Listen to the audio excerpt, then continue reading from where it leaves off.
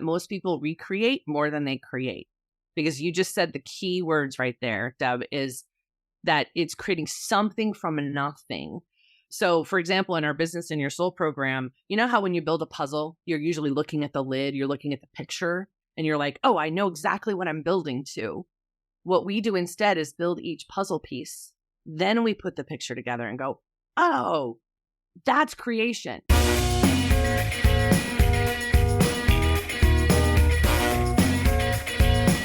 Welcome to Life After Corporate, your ultimate guide for making the leap from corporate leader to entrepreneur. I'm Deb Boulanger, entrepreneur, executive leader, and founder of the Launch Lab for Women Entrepreneurs. This is your time to break through the glass ceiling once and for all and get your ticket to the C-suite. Come back each week to get the leading strategies, advice, and tools that will give you the skills and confidence you need to replace your corporate paycheck. Are you ready? Let's go.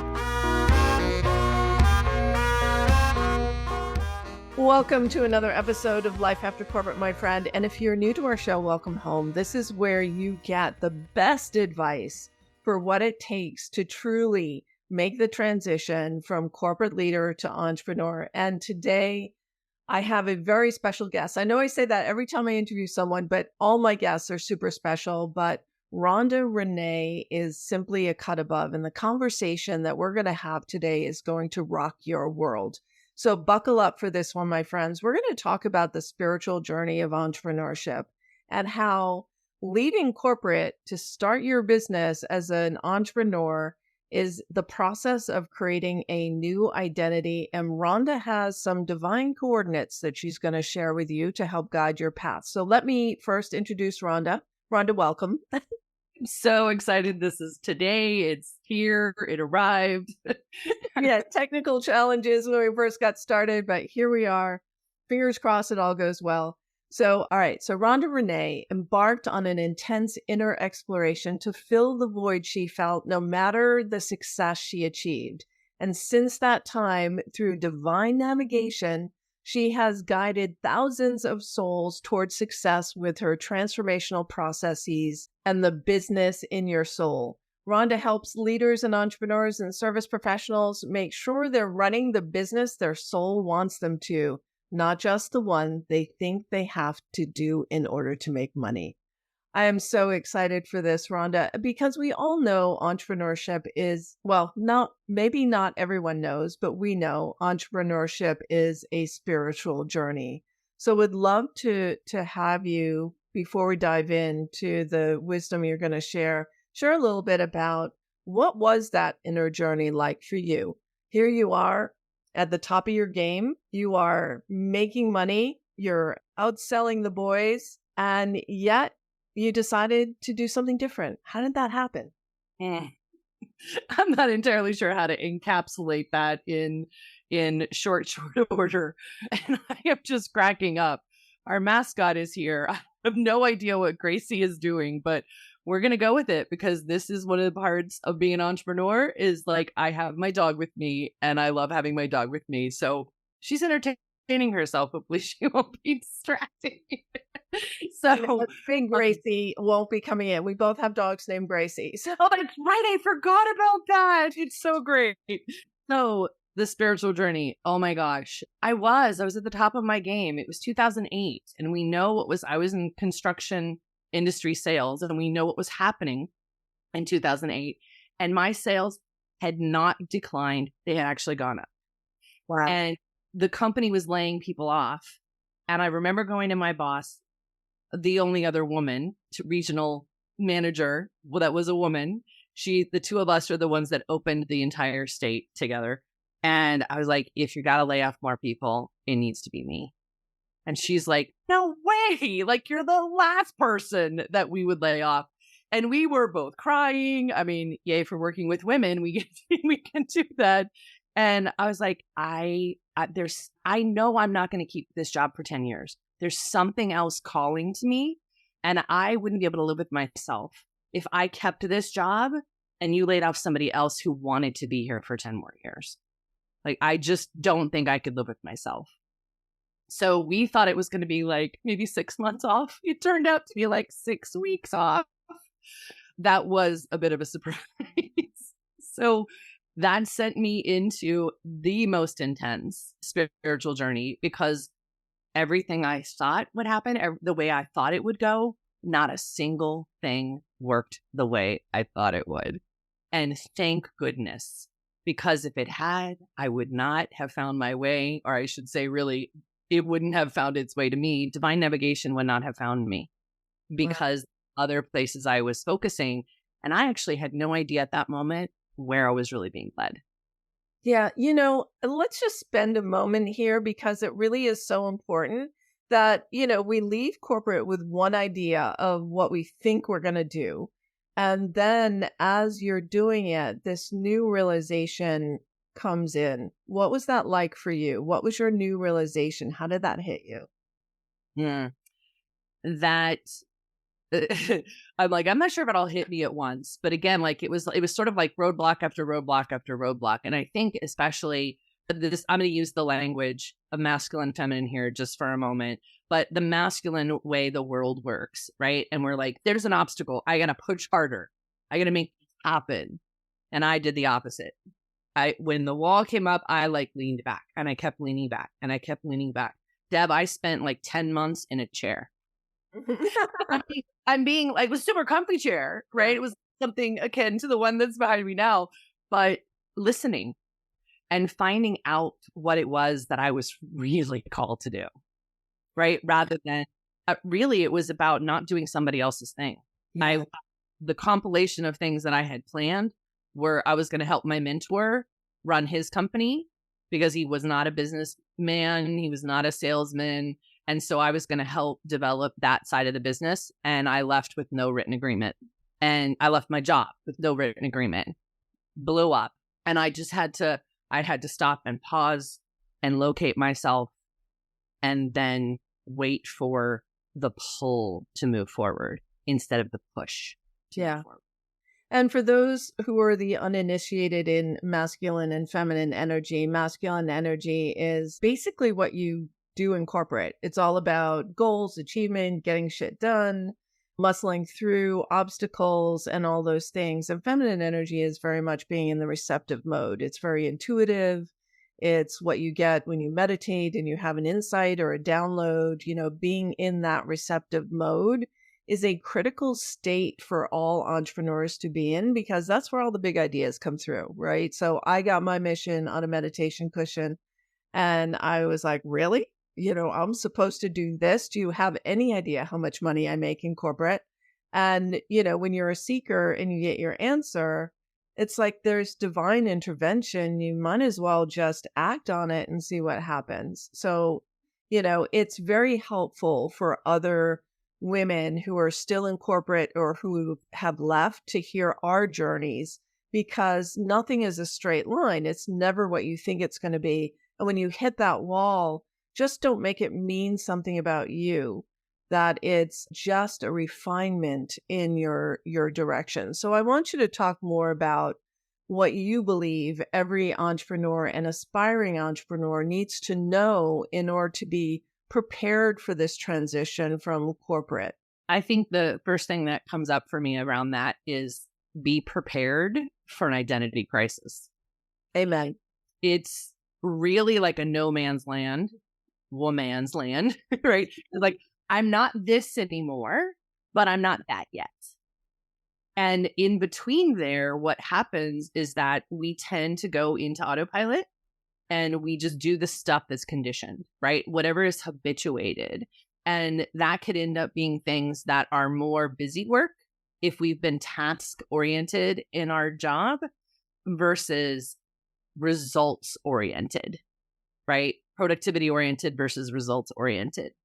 So that's a really big one that I witnessed with the people I work with that have come out of corporate is the way they approach their business is a big one. And so shifting to the bigger picture thinking that includes really, what one might call your mission. I often call it your calling. I make a distinction between purpose and calling.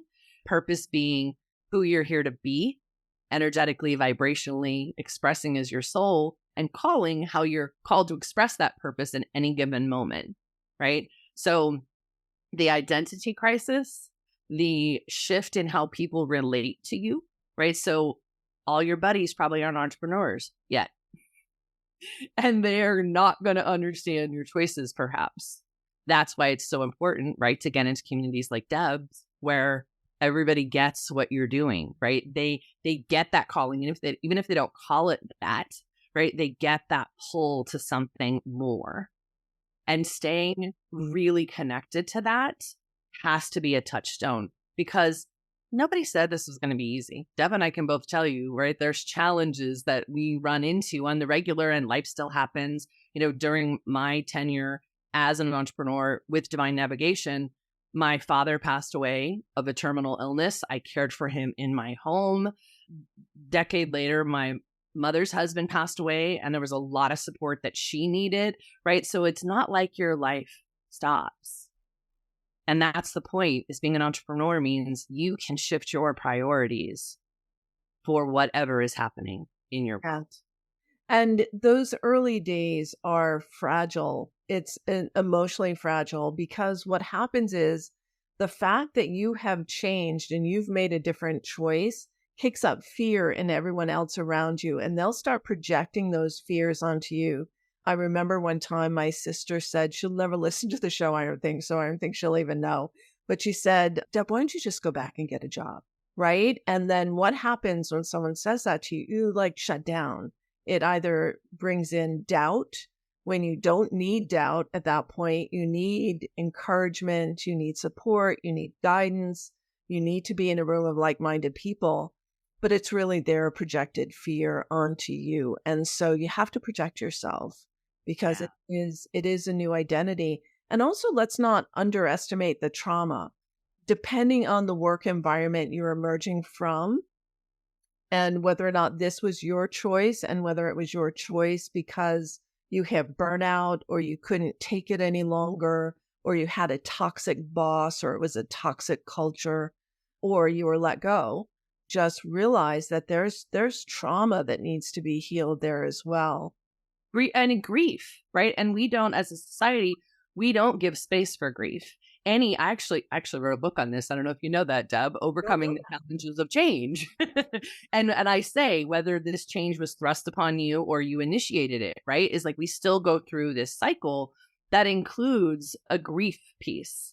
And if we don't give ourselves that time, then it's like building the new foundation, on sand instead of on a stable foundation. So that's really important. I often just talk about it kind of as an identity crisis. But I for instance, recently I have a gal that I'm working with in the Business in Your Soul program, and she was running a local meetup in her area, and she used to be a nurse, and she happened to mention like in passing that she was introducing herself as a retired nurse. And I'm like, what? Wait a minute. We've spent all this time building this amazing program. You have the most wonderful offer to support these women, and they think you're a nurse.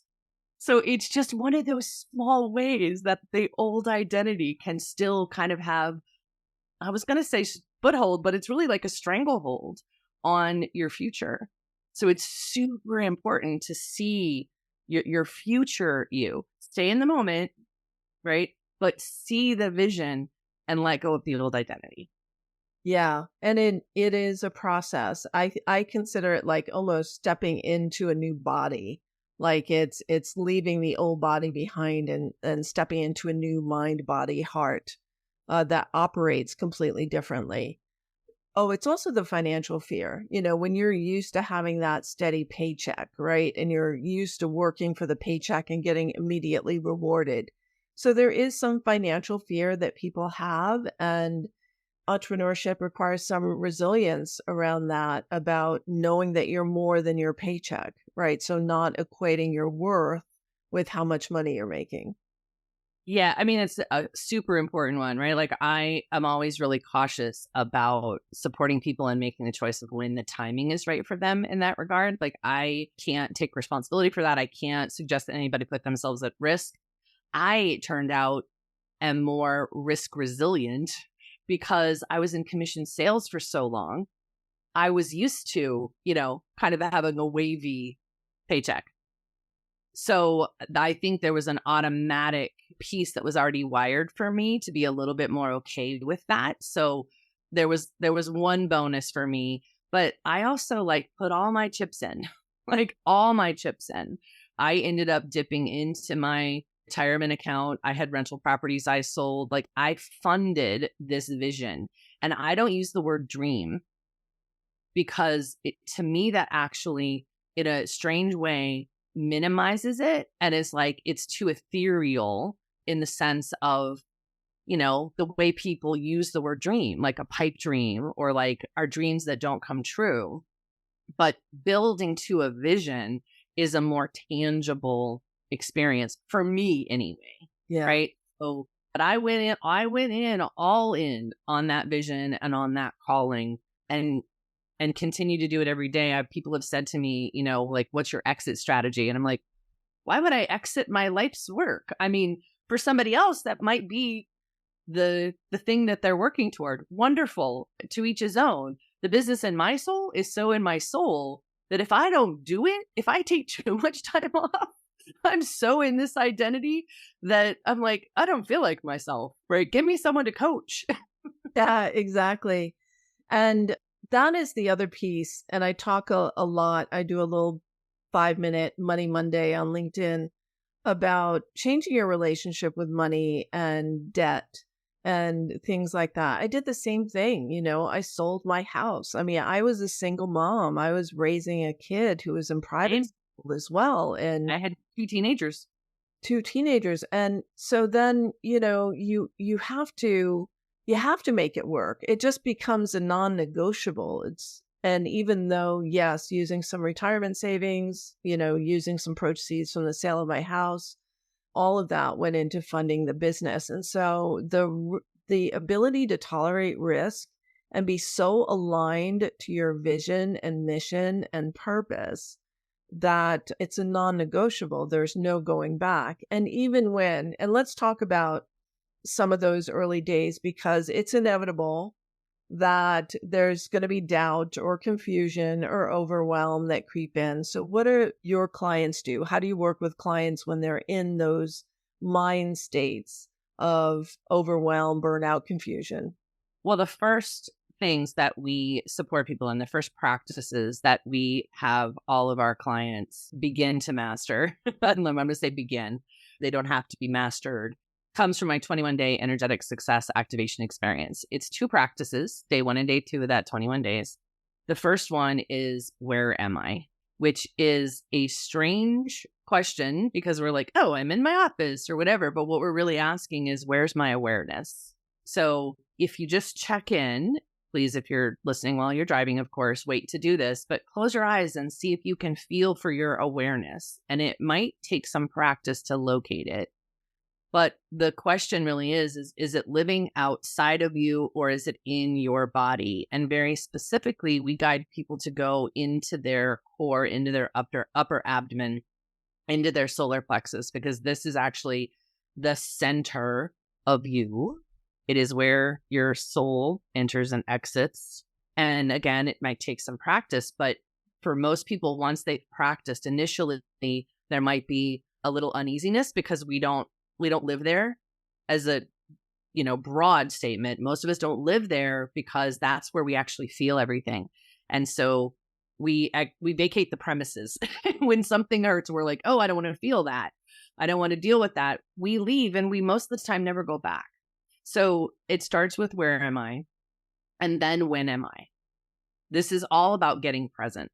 So when am I? Lots of people talk about, right, be in the moment. But what's missing is that you cannot be in the moment if you're not in your body, right? The mind doesn't live in the moment. It's either rehashing the past or it's projecting into the future. And when you get into those states, you're probably projecting a future in which you've already failed. Yes. Right? Like almost inevitably. So when you get in your body and you get in the moment, right? So talking about financial stuff, man, when things got tough for like really, I remember my bank account, I don't want to scare anybody, getting down to $50. Oh, same ballpark. And my mom was paying my mortgage. And I was actually the most calm I've ever been in my life. because the way I shopped, we had tons of food in the house between the pantry and the freezer. If we weren't picky about what we ate, we probably could have gone months, right? Like I found ways to anchor into my own internal safety. So that's what Where Am I, When Am I helps you do. So if I got into one of those tailspins, I just came as much into the moment as possible. And I would say, I'm warm, I'm fed, I'm dry. I have everything I need in this moment and more, right? I literally can't consume or use all of the abundance of things around me in this moment. And I only got fearful when I was out in the future where they turned off the electricity. I couldn't feed my kids, like whatever the drama and chaos was. And, there's a Mark Twain quote, like, I've had a million tragedies in my life, most of which have never happened. I totally butchered that, but it's something along those lines. And when we project into the future in a non-positive way, then that's when you're going to get pulled into the undertow of doubt, of fear, of anxiety. Like that's waiting for you. And you can only create from this moment. So the practice of getting embodied and getting in the moment will serve you everywhere throughout your entire lifetime. It eliminates anxiety. It eliminates fear. It makes you more present to your own choices, right? Just complete clarity lives in that space.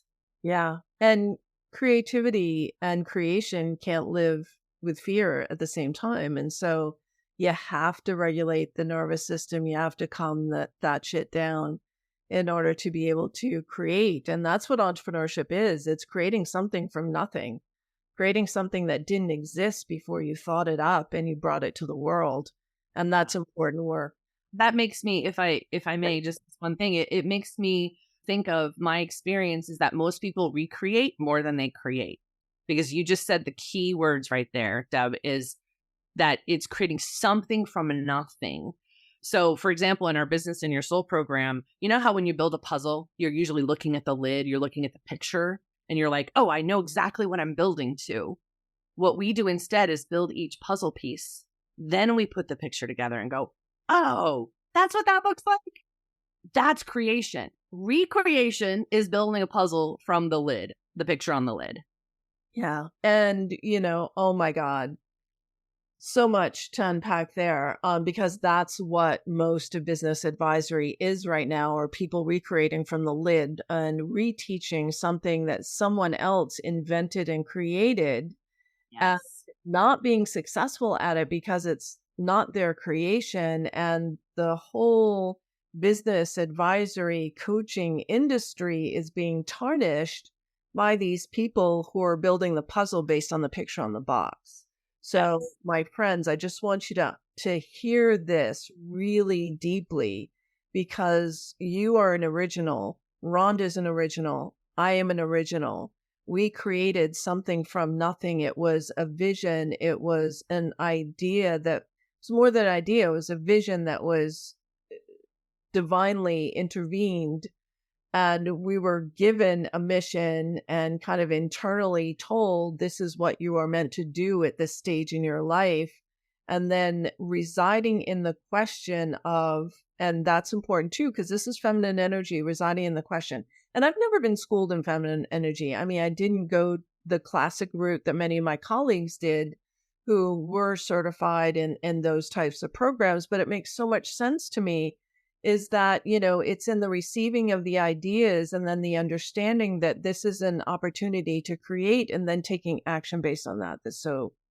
Oh my gosh, that just makes my whole body light up, Deb. And just like you, I didn't do any studying. It was actually a longtime client of mine who works in masculine and feminine who eventually said to me, like, you have such a feminine approach to business. And I was like, oh, I never really thought of it. It just was what was so natural to me. And it's so oppositional, right, to the corporate experience that we've been indoctrinated in societally as a whole, which is the action, massive action and go, go, go. And all of that stuff. Like, it doesn't matter if you're going in the wrong direction, just go. No, it matters. It matters. So pause, take the time, make yourself available. I mean, that's really to get rid of the masculine and feminine labels, which are really kind of outdated. In divine navigation, we refer to them as active and receptive. Same thing. use the word receptivity, but like literally just think of it as making yourself available. What if you didn't know exactly how this was going to turn out? Because I happen to know and believe in my bones that the minute you know exactly what it's going to look like is the minute you're the one that's limited it. It could be so much more than you currently can see at this moment. You need to have the alignment and the pull into a direction, but always stay present. Don't get too stuck on a specific destination. If you get stuck on a specific destination, you could end up missing out on your destiny. Oh my God, you just preached to me, girlfriend. That was amazing. I hope everyone registered that. Don't be too attached to the outcome that you've created, because then you might miss the whole destination. Love, love, love that. Would love for you to share, and I'm super curious to learn more about what are these divine coordinates? What is this process that you bring your clients through? How does that work? Oh, another thing I could obviously talk all day about. So the shorthand is your divine coordinates are the specific, unique, energetic qualities that make up the frequency of your soul. No one else has them, right? It is very specific to you. And by aligning with them and learning how to vibrate at them, you are now fulfilling your purpose. Each of us was sent to this earth to hold a certain frequency for the planet. And unless and until we are, the planet, the world, this arena of chaos that we're living in right now cannot become what it is meant to be. We are the micro to support the macro. So we identify those specific energetic qualities. It looks a lot like an active guided meditation. Don't worry, you don't need to know how to meditate to do it. We're going to take care of you. But it can't be done in a quiz. You can't do it on your own. Because first of all, if you're doing it on your own, you are going to answer from who you know yourself to be. 5% of our mind is conscious. Yeah. Like this is a scientific stat, not mine, right? Right. 95% is unconscious. Were you going to say something? And creation comes from the unconscious mind. So there's a lot of material that is not available to you in conscious form, which is why you need people like Rhonda to help you understand and work with the available materials. So tell me a story about a client, because sometimes I think we learn best through stories. Tell me a story about a client who was in that post-corporate or confusion box, trying to mentally analyze her way through it, and what happened after divine coordinates. Oh my gosh, I have like all these faces flashing in front of me. I've got to okay, everybody settle down. Let me see if I can follow one thread of one story, because there's so many pictures. Or a compilation is fine too. What typically do they come to you with? And then what's that process of uncovering?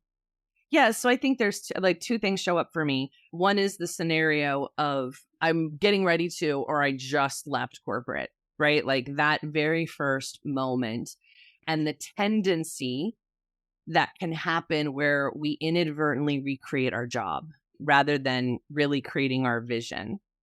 And so, I mean, specifically with the divine coordinates, because we're also teaching you that presence, we're teaching that receptivity. It's often like, for instance, when we do ideal client work, we do a visualization.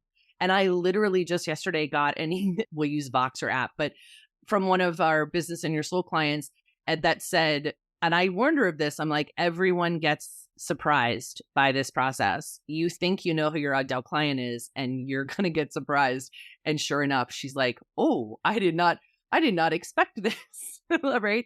So there's a refinement that happens that, to me, I see cutting down on the time it takes to get where you're going. Right? So it's that making sure that you aren't just recreating a job. Like the person who asked me, well, do you want my CV? Do you want like my resume? No, I don't care what you've done before, which sounds crazy, right? Like, because we're so trained, we go to get a job, we do the interview, they want to know what our background and history is. Like, that's the past. We're going there. We're going to the future. Who are you called to be? Right. And bringing those things together. Oh, this is one of my favorite stories. So Debbie, and I have shared her story in other places, so I have permission to use her name. She was a CFO. And she moved out of corporate, but she tried to become a fractional CFO and do, right, like in essence, recreate the job, but on her own terms. And as we worked together, I was like, you're supposed to be a grief counselor.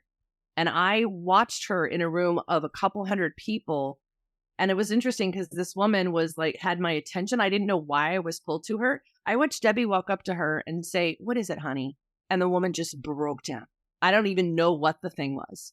But that was the opening of the door. And it took a little bit of time for her to catch on because she still kept wanting to do, the other piece. But today she's a grief counselor, and I didn't see this one coming. She became a chaplain and is the chaplain for her local fire district as well. Now, not everybody's going to go to, that far end of the spectrum, but what we really uncovered with her coordinates included how she was using one of her specific coordinates, which was recognition, to try to be recognized by her father. This is the work that has value, is what she was told, right? But this is the work that was valuable. Yes. And that's one of my favorite stories. One of my more recent favorite stories is actually of a man. I have a newer talk that, I don't know, I think I cracked the code of like getting men to understand why this is so amazing. They all said, it's like you were in my brain, right? Like the reasons we hide, the imposter syndrome, overdoing or underdoing, right? Like being on the verge of what's the point of this anyway, right? Like whatever your thing is. And the biggest thing that is so special to me is when other people notice. And he just told me a week or so ago in a Facebook Messenger, he said, people are asking, they're noticing. They're like, what have you done? You're so different. And he said his conversions are up. His attendance to his events are up. Like I didn't work on his business with him at all. It was all about his coordinates. It was all about aligning him with his soul and into that soulful leadership. I mean, people, when you walk into a room, and even logically, people know this, they respond to your energy, right? They're not before you even say a word. And it always surprises me because I always say this journey of entrepreneurship is like your heart cracking open and opening up like an inch at a time for you to truly see who you really are. And sometimes it takes other people, trusted guides. So, I mean, Rhonda, I would say you are a trusted guide. Like I would trust you with supporting me on this journey because, this identity evolution is not one and done. It's not like you leave corporate and then you go through this evolution and then suddenly you have a new identity. You're always in the process of co-creating this new identity, and it's your energy that people respond to. And that's a frequent refrain. When you do the work on yourself and when you just show up differently in your life and less in your head and more in your body and more connected to the now and not the past and not the future, then people pick up on that. And the right people pick up on that. You'll attract the right collaborators. Like I'm sitting here thinking like, how do Rhonda and I take this show on the road? Like, how can we have more fun together in our respective communities? Because more people need to understand this. And it's antithetical to what we learn in corporate. And so you can't get it there. Such an important conversation. We're running out of time on this, unfortunately. I could go on and on. Maybe we do a part 2, Rhonda. How do people get in touch with you? How do people learn more? You mentioned that 21-day. Is that something that people can have access to right away, or? It is. And you're going to giggle at me. I'll have to get you a link for that. I we don't sell it. Like we don't try to sell it anywhere. So I don't think you can get it on the main site, but I could give you a link where you can. And then there was a couple, like when I was thinking about our time together, if you identify as spiritual, right? So when I say spiritual entrepreneur, it doesn't mean that your business has to be based in spirituality, but you are in some way, and that doesn't have to be religious, but it might be, but you identify in some way as spiritual. We have a great resource called The Top 5 Mistakes Spiritual Entrepreneurs Commonly Make that you might love. And so we'll get you links for that. You can always go to our main website, divinenavigation.com. Like, that is the hub of everything. We've got an amazing library of resources and articles, for your consumption and perusal, and hopefully really to serve you. Yeah. And of course, you can reach out to us absolutely directly. Let us know you came through Deb. And if it's not obvious what resource is for you, then, one of the team will put you in a direction. That's what we do. We put people on path and keep them on path. So we'll start with the free resource. Sounds amazing. This has been such a great conversation, and so apropos to season 2 of Life After Corporate. I was joking with Rhonda before we hit record that season 1 was 4 years long and 177 episodes. But this is a new season, and the energy on the outside has shifted. There's a lot of fear in the world right now. There's a lot of projected scarcity in the world right now. And to really survive and thrive and succeed on this entrepreneurial journey, you're going to have to connect with a deeper level of trust within yourself. And Rhonda is a great guide to help you develop that trust and to help get you there. So Rhonda, forever grateful for you sharing your wisdom on our show. And that's it for now, my friends. Tune in next week for another episode of Life After Corporate, where you will get tremendous support on this journey of shifting your identity from a corporate leader to an entrepreneur. That's it for now. Take care, my friends. Thanks for listening, my friend. If you enjoyed this show, please head over to iTunes and subscribe and leave us a review. And be sure to hop over to the Life After Corporate Facebook group and join other growing entrepreneurs to get weekly tips on how to create more money and meaning doing work you love.